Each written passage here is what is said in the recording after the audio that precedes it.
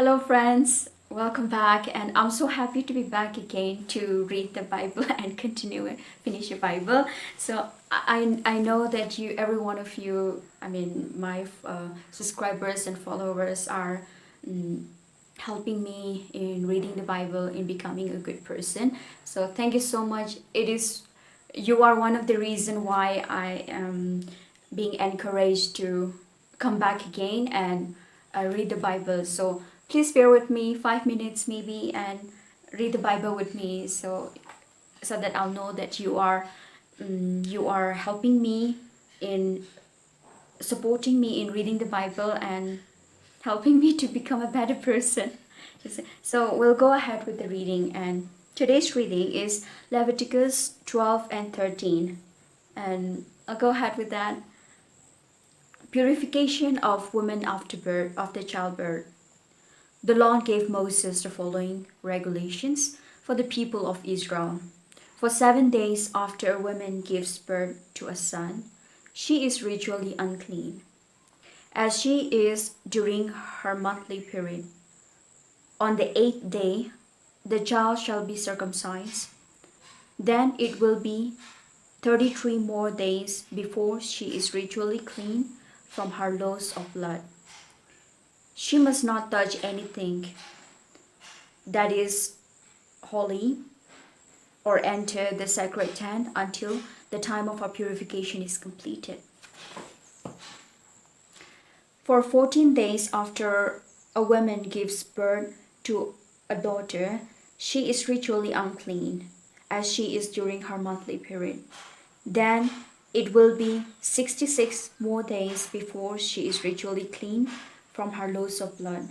When the time of her purification is completed, whether for a son or daughter, she shall bring to the priest at the entrance of the tent of the Lord's presence a 1-year-old lamb for a burnt offering, and a pigeon or a dove for a sin offering. The priest shall present her offering to the Lord and perform the ritual to take away her impurity, and she will be ritually clean. This then is what a woman must do after giving birth. If the woman cannot afford a lamb, she shall bring 2 doves or 2 pigeons, one for a burnt offering and the other for sin offering, and the priest shall perform the ritual to take away her impurity, and she will be ritually clean. Leviticus 13. Laws concerning skin disease. The Lord gave Moses and Aaron these regulations. If anyone has a sore on his skin, or a boil, or an inflammation which could develop into a dreaded skin disease, he shall be brought to the Aaronite priest. The priest shall examine the sore, and if the hairs in it have turned white and the sore appears to be deeper than the surrounding skin, it is a dreaded skin disease, and the priest shall pronounce the person unclean. But if the sore is white and does not appear to be deeper than the skin round it, and the hair have not turned white, the priest shall isolate the person for 7 days. The priest shall examine him again on the 7th day. I always add it extra all the time. Sorry, my bad. And if in his opinion the sore looks the same and has not spread, he shall isolate him for another 7 days. The priest shall examine him again on the 7th day, and if the sore has faded and has not spread, he shall pronounce him ritually clean. It is only a sore. The person shall wash his clothes and be ritually clean. But if the sore spread after the priest has examined him and pronounced him clean, he must appear before the priest again. The priest will examine him again, and if it has spread, he shall pronounce him unclean. It is a dreaded skin disease. If anyone has a dreaded skin disease, He shall be brought to the priest, who will examine him. If there is a white sore on his skin, which turns the hair white and is full of pus, it is a chronic skin disease. The priest shall pronounce him unclean. There is no need to isolate him because he is obviously unclean. If the skin disease spread and covers a person from head to foot, the priest shall examine him again. If he finds that it actually has spread the whole body, he shall pronounce the person ritually clean.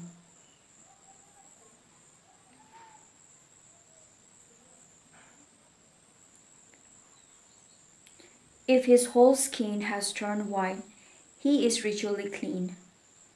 But from the moment an open sore appears, he is unclean. The priest shall examine him again, and if he sees an open sore, he shall pronounce him unclean. An open sore means a dreaded skin disease, and the person is unclean.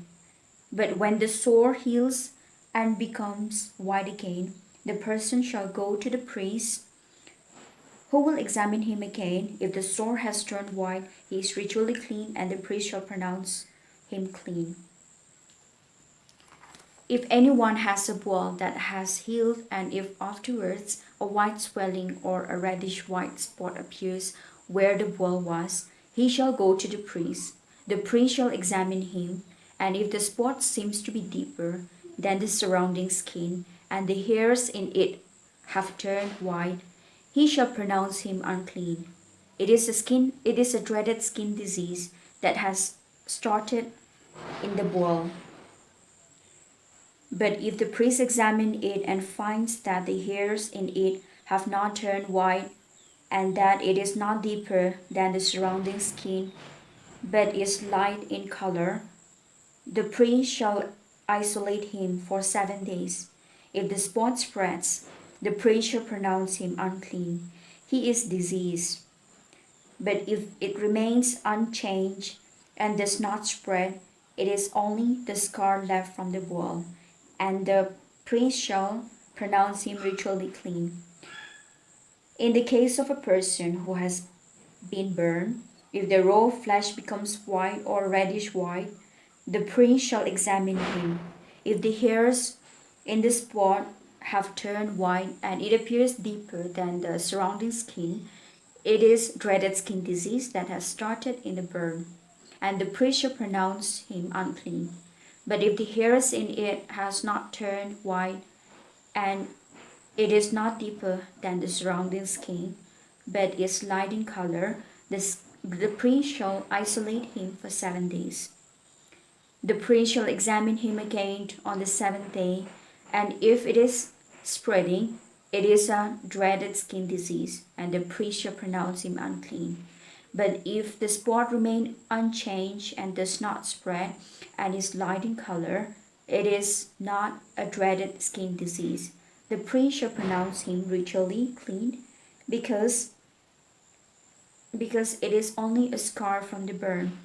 When a man and a woman has a sore on the head or the chin, the priest shall examine it.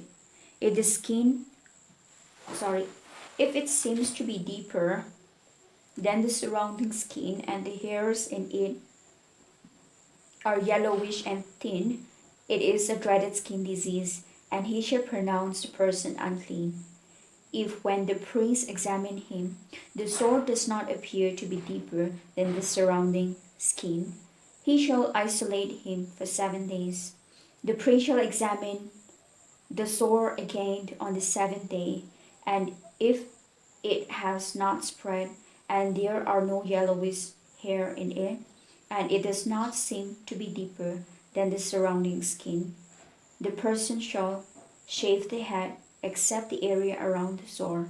The priest shall then isolate him for another 7 days.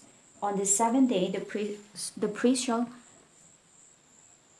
shall again examine the sore, and if it has not spread and does not seem to be deeper than the surrounding skin, he shall pronounce him ritually clean.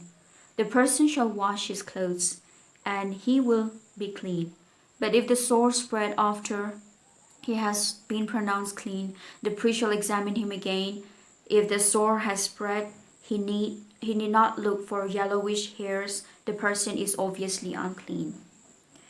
But if, in the priest's opinion, the sore has not spread and healthy hairs are growing in it, the sore has healed, and the priest shall pronounce him ritually clean. When a man or a woman has white spot on the skin, the priest shall examine that person. If the spot are dull white, it is only a blemish that has broken out on the skin, and the person is ritually clean. If a man loses his hair at the back or front of his hair, it does not make him unclean. But if a reddish white sore appears on the bald spot, it is a dreaded skin disease. The priest shall examine him, and if there is a reddish white sore, and the priest shall pronounce him unclean because of the dreaded skin disease on his head. A person who has a dreaded skin disease must wear torn clothes, leave his hair uncombed, cover the lower part of his face, and call out, "Unclean, unclean." He remains unclean as long as he has the disease, and he must live outside the camp, away from the people, from others. Laws concerning mildew. It's mildew. It's mildew, maybe, I don't know. When there is mildew on clothing, whether wool or linen, or on any piece of linen or wool cloth, or on the leather, or anything made of leather, if it is greenish or reddish, it is a spreading mildew and must be shown to the priest. The priest shall examine it and put the object away for 7 days. He shall examine it again on the 7th day, and if the mildew has spread, the object is unclean. The priest shall burn it, because it is a spreading mildew which must be destroyed by fire. But if, when he examines it, the priest find that the mildew has not spread on the object, he shall order it to be washed and put away for another 7 days. Then he shall examine it, and if the mildew has not changed color, even though it has not spread, it is still unclean. You must burn the object, whether the rod is on the front or the back.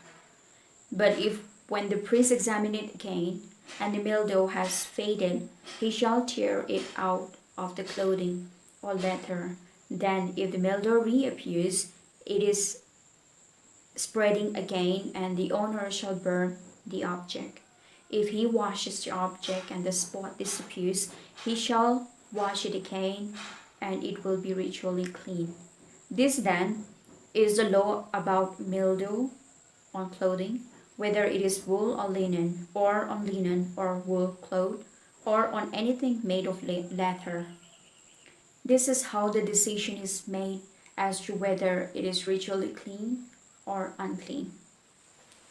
So this will be the reading for today, and my day was good. It was as usual, it's normal, and I was finding it, I was a little bit lazy to do the recording, but then as I've given my word yesterday, and I know that my subscribers are waiting for my reading, as they are encouraging me to read the Bible, so I thought I should be making, and that's how I made the Bible. And I'm just thinking I will make it a little bit more lively, but as you know, those who know me in person, I am not very lively person, but I will learn to be lively and happy with this YouTube. If I do it every day, I think it might become a habit. So do encourage me and help me out. Do like the video if you if you want to encourage me. And I am seeing every day whether people are watching my videos or not, and like if it comes counting, then I know that people are.